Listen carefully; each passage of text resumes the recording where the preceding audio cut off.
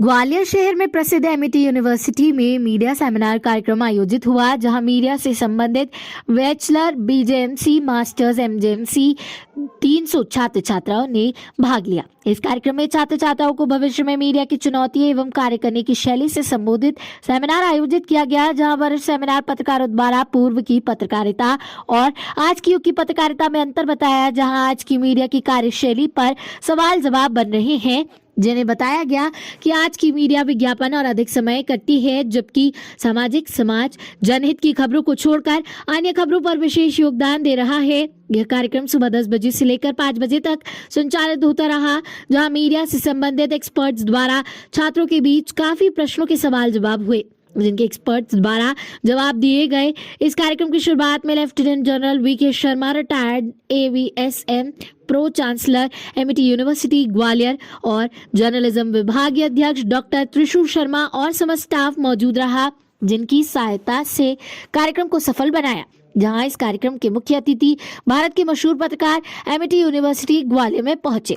Amity University Gwalior में media seminar आयोजित इस कार्यक्रम में भारत के मशहूर पत्रकार मुख्य अतिथि के रूप में आए, जिन्होंने मास कम्युनिकेशन के छात्र छात्राओं को मीडिया से संबंधित टिप्स दिए। जहां सेमिनार पत्रकारों द्वारा एक से बढ़कर एक पत्रकारिता से संबंधित धमाकेदार शब्दों में संवाद किए, जिन्होंने पत्रकारों की शुरुआत के पत्रकार और आज के पत्रकार के दौर में अंतर बताते हुए जमकर बोले। Atul Chaurasia, managing editor, news laundry, Ramnath Goenka award, Pratyush Ranjan, head office checking, multimedia, social media एवं डिजिटल सर्विस, पीटीआई, अनुराग रेवरी, रेजिडेंट एडिटर, एनडीटीवी और reading awards, Rajesh Joshi, senior journalist, former editor, BBC Hindi radio.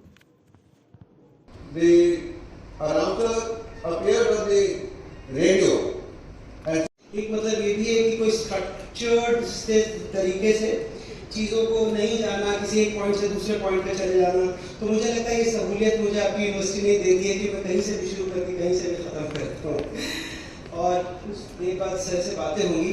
अभी मैं कुछ बच्चों से और बातें कर रहा था, और चूँकि मैंने भी जर्नलिज्म की पढ़ाई 3 और 2 साल 5 साल पढ़ाई की है, तो मैंने उनसे एक उदाहरण पूछा कि जो सेशन हुआ उसमें आप मुझे कल्टिवेशन थ्योरी का या मैजिक बुलेट थ्योरी का किसी एक सम्मानित यहाँ पर जो मंच पर लोग थे उन्होंने प्रयोग किया, तो आप मुझे बता दें कि वो कौन सा वाक्य था या कब वो प्रयोग हुआ। Journalism, that is magazines and newspapers which were there about 40 to 50 years from now.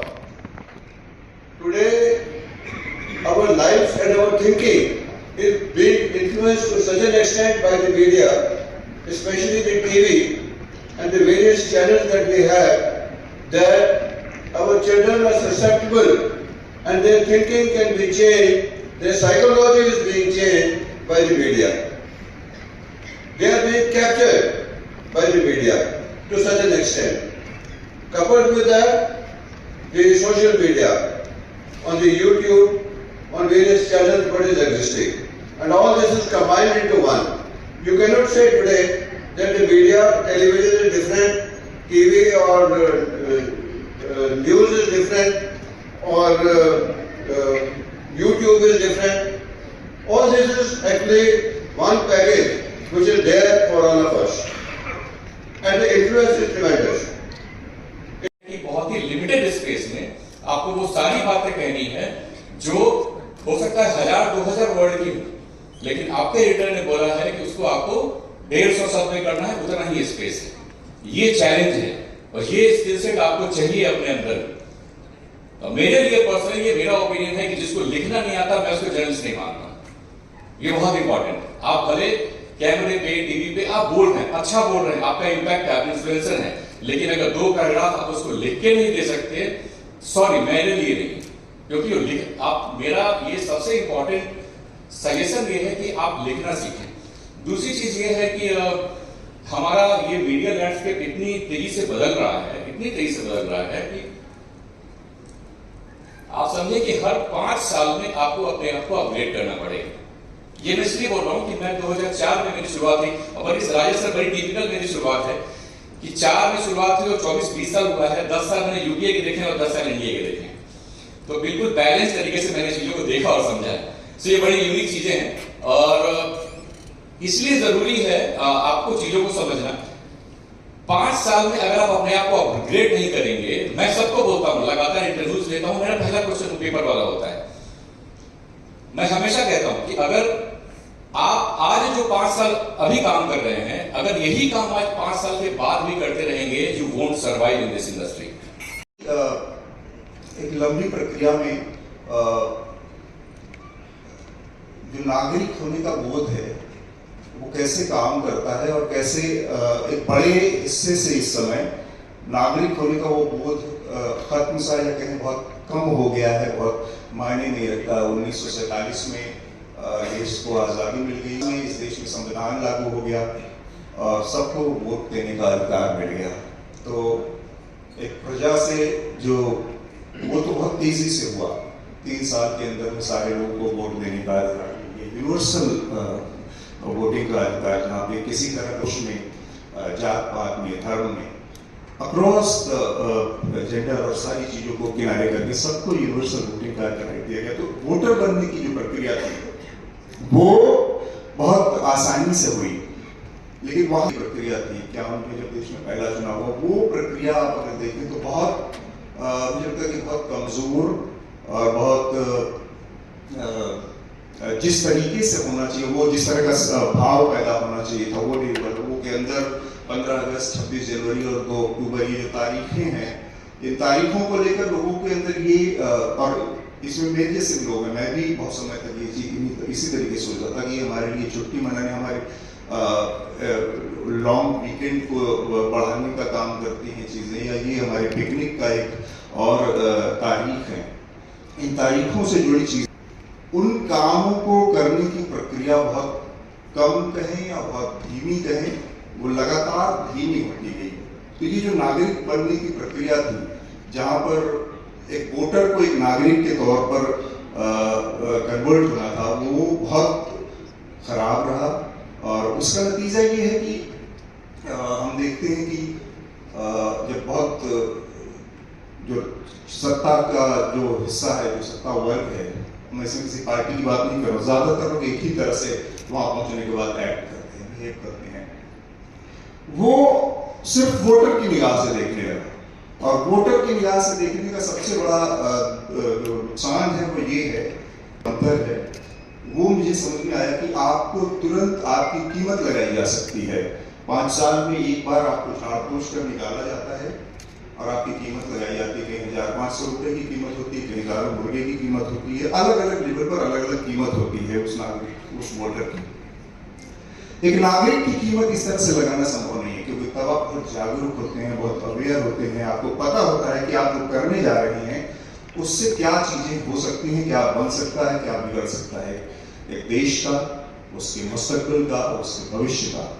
तो ये जो प्रक्रिया थी वो कहीं ना कहीं जाकर रुक गई। जिंदगी भर का एक चक्र चलता रहता है।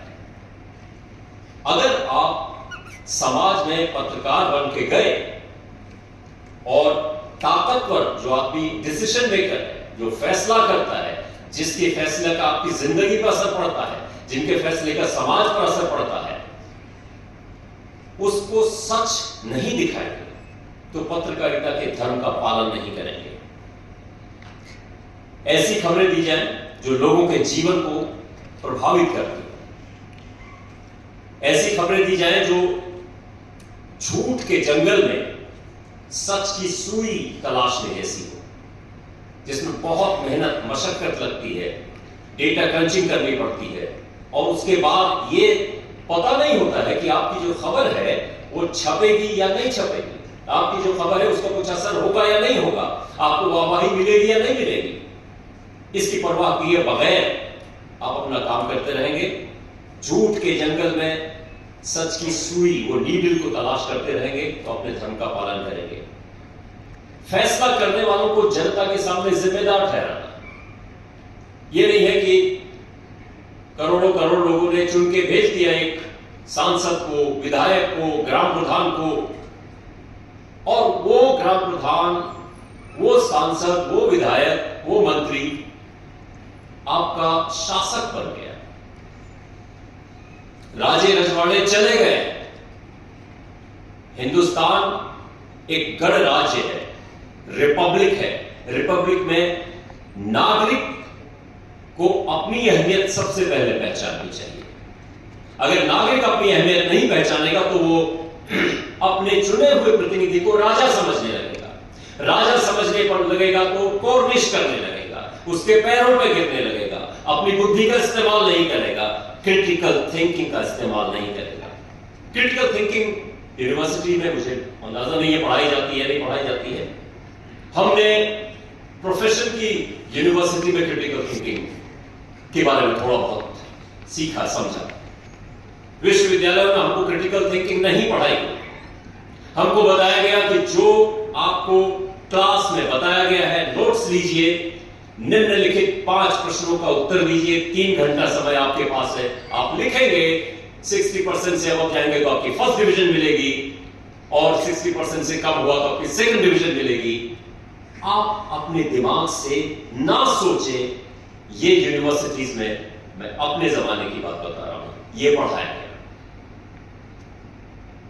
एक्स्ट्रा करिकुलर एक्टिविटीज के जरिए हमने कुछ क्रिटिकल थिंकिंग के बारे में सोचा।